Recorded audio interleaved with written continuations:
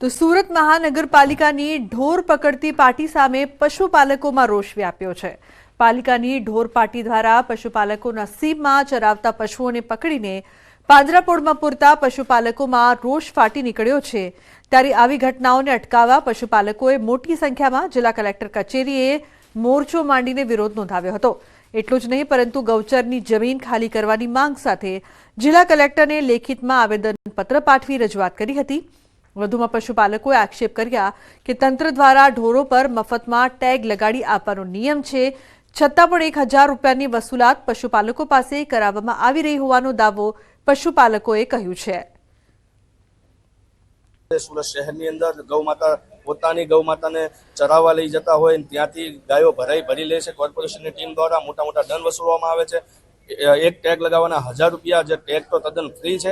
એટલે ઘણી બધી સમસ્યાઓ છે। ગૌચર ખવાઈ ગયા છે અને અમે માલધારી ઝોન માંગેલો છે કે અમને ઝોન ફાળવી આપો, અમારી ગૌમાતાનું રહેઠાણ અમને આપો, એટલે અમારી ગૌમાતા રોડ પર નહીં આવે। બાળકો સ્માર્ટફોન અને સોશિયલ મીડિયાનો ઉપયોગ નહીં કરી શકે। જી હા, સોશિયલ મીડિયા અને સ્માર્ટફોનની નકારાત્મક અસરોથી દૂર રહે તે માટે શિક્ષકો, વાલીઓ અને બાળકો માટે રાજ્ય સરકારે ગાઈડલાઈન જાહેર કરશે। રાજ્ય શિક્ષણ મંત્રી પ્રફુલ પાનસેરિયાએ કહ્યું છે કે બાળકોને સોશિયલ મીડિયા, સ્માર્ટફોનથી થતી પ્રતિકૂળ અસરોને લઈને રાજ્ય સરકાર સતત ચિંતિત છે। વધુમાં કહ્યું કે બાળકોને આવનારા સમયમાં શ્રેષ્ઠ નાગરિક બનાવવા હોય તો તેમને સોશિયલ મીડિયા, સ્માર્ટફોનથી દૂર રાખવા પડશે।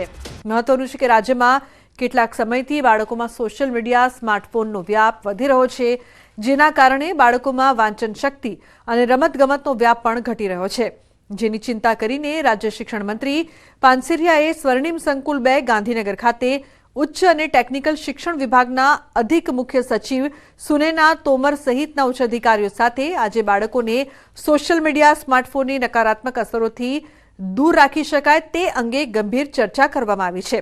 ત્યારે હવે રાજ્યમાં વાલીઓ અને શિક્ષકો માટે ચિલ્ડ્રન યુનિવર્સિટી અને ટીચર યુનિવર્સિટી તેમજ સિવિલના સાયકિયાટ્રિસ્ટની સાથે પરામર્શ કરીને એક પરિપત્ર બહાર સરકાર પાડશે, જેથી બાળકો મોબાઈલથી અળગા રહી શકે।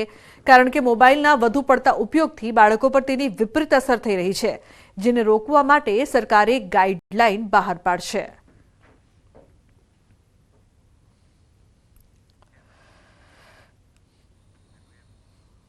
તો લાલ ડુંગળીથી ઉભરાયું છે ગોંડલ માર્કેટિંગ યાર્ડ। ડુંગળી રાખવાની જગ્યા ન હોવાથી આવક બંધ છે। 2 લાખ કટ્ટા ડુંગળીની આવક થઈ છે। મણ ડુંગળીના ભાવ 200 થી 450 બોલાયા છે। માર્કેટ બહાર ડુંગળી ભરેલા વાહનોની લાગી હતી કતાર। તો સૌરાષ્ટ્રનું અગ્રીમ ગણાતા ગોંડલ માર્કેટિંગ યાર્ડ હાલ ડુંગળીના પાકથી ભરચક થયું છે। નબળી ક્વોલિટીની 20 કિલો ડુંગળીના ભાવ 200 રૂપિયાની આસપાસ મળ્યા હતા, જ્યારે સારી ગુણવત્તાવાળી ડુંગળીના ભાવ 450 રૂપિયા પ્રતિ કિલો મળ્યા હતા।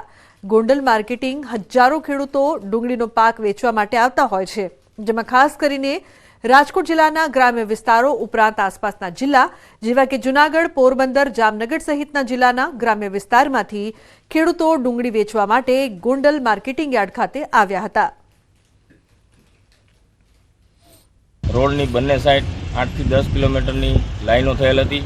ડુંગળીની આવક જોઈએ તો 2 લાખ કટ્ટાથી વધુ આવક થયેલ છે અને ખેડૂતોને પોષણક્ષમ ભાવ મળી રહ્યા છે। 20 કિલોના ભાવ જોઈએ તો 200 રૂપિયાથી લગાડીને 450 રૂપિયા સુધી ડુંગળીના ભાવ હરાજીમાં ખેડૂતોને મળી રહેલ છે અને હાલ ડુંગળીની આવક અત્યારે પુષ્કળ આવક થતાં આવક બંધ કરવામાં આવેલ છે। રાજકોટમાં એસઓજી પોલીસની મોટી કાર્યવાહી સામે આવી છે। રાજકોટમાં શીતલ પાર્ક વિસ્તારમાં પનીરની ફેક્ટરી પકડાઈ છે। પનીર બનાવવાની ફેક્ટરી ઝડપી પાડી લાખોની કિંમતનો 800 કિલો પનીરનો શંકાસ્પદ જથ્થો ઝડપાયો। પનીર નકલી છે કે નહીં તે અંગે તપાસ શરૂ કરવામાં આવી છે।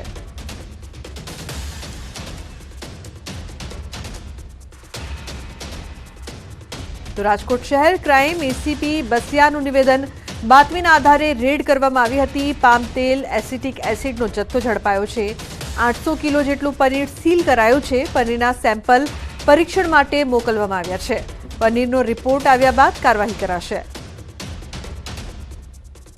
આ રેડમાં 800 કિલોગ્રામ જેટલો શંકાસ્પદ પનીરનો જથ્થો, જેની કિંમત 1,20,000 થાય છે। આ ઉપરાંત કોઈ પણ જાતના બિલ અને કનેક્શન વગરના 21 ગેસના બાટલા, આ ઉપરાંત પનીરને બનાવવા માટે અલગ અલગ મટીરિયલ્સ જેવા કે એસિટિક એસિડ, પામ ઓઇલ અને બીજા બોક્સ છે, સ્ટીકર્સ છે વગેરે ટોટલ મુદ્દામાલ 1,31,000 જેટલો મળેલ છે.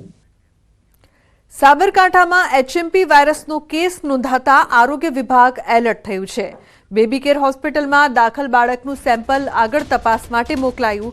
7 વર્ષના બાળકનો રિપોર્ટ આવ્યો હતો પોઝિટિવ. ખાનગી જગ્યાએ સેમ્પલ ટેસ્ટ કરતા પોઝિટિવ આવ્યો હતો રિપોર્ટ. હાલ પ્રાંતિજ તાલુકાના ગામમાં આરોગ્ય વિભાગની 4 ટીમ પહોંચી છે. શરદી ઉધરસ હોય તો તાત્કાલિક સરકારી દવાખાનાનો સંપર્ક કરવા સૂચના.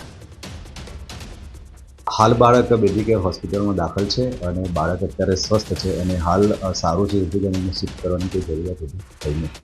હાલ એ જે તે ગામમાં 4 જેટલી ટીમો, મેડિકલ ટીમો ઉતારેલી છે અને મેડિકલ ટીમ દ્વારા સર્વેલન્સની કામગીરી હાથ ધરવામાં આવેલ છે અને સર્વેલન્સમાં કોઈ આવા શંકાસ્પદ કેસો જોવા મળશે તો અગેન આપણે સિવિલ હોસ્પિટલમાં એમને લાવવામાં આવશે અને આરોગ્યની ચકાસણી કરવામાં આવશે. તો વલસાડમાં ડોક્ટરની ડિગ્રી વિના હોસ્પિટલ ચલાવતો વધુ એક બોગસ તબીબ ઝડપાયો. પોલીસ અને ધરમપુર આરોગ્ય વિભાગની ટીમ દ્વારા ગ્રામ્ય વિસ્તારમાં દરોડા પાડ્યા હતા. આ કાર્યવાહીમાં હનુમતમાળ, બોપી અને પંગાર બારી ગામમાં બોગસ તબીબો હાટડીઓ ખોલીને બેઠા હોવાનું જાણવા મળ્યું હતું. આથી રેડ પાડીને પોલીસે એક બોગસ તબીબની અટકાયત કરી હતી, જ્યારે અન્ય 2 તબીબ દવાખાનું બંધ કરી ફરાર થઈ ગયા હતા. આથી પોલીસે તેમના વિરુદ્ધ કાયદેસરની કાર્યવાહી હાથ ધરી છે. ઝડપાયેલા બોગસ તબીબ કુંદન પાટીલ મૂળ મહારાષ્ટ્રનો રહેવાસી છે. એમાં હનુમતમાળ ગામે, પંગારબારી ગામે અને મામાભાચા ગામે અને બોપી ગામે એટલી જગ્યાએ અમે રેડ પાડી. એમાંથી અમે હનુમતમાળ ગામના જે બોગસ ડૉક્ટર છે કુંદન પાટીલ કરીને એને પોલીસે ઝડપી લીધો હતો. બાકીના જે બધા ડૉક્ટરો છે એ લોકો નાસી છૂટ્યા હતા. તો એ લોકો પાસે કોઈ ડિગ્રી ને એવું છે નહીં. MBBS જે એલોપેથિક જે ડિગ્રી હોવી જોઈએ તે છતાં પણ એ લોકો એલોપેથિક પ્રેક્ટિસ કરતા હતા. તો રાજકોટના ઉપલેટા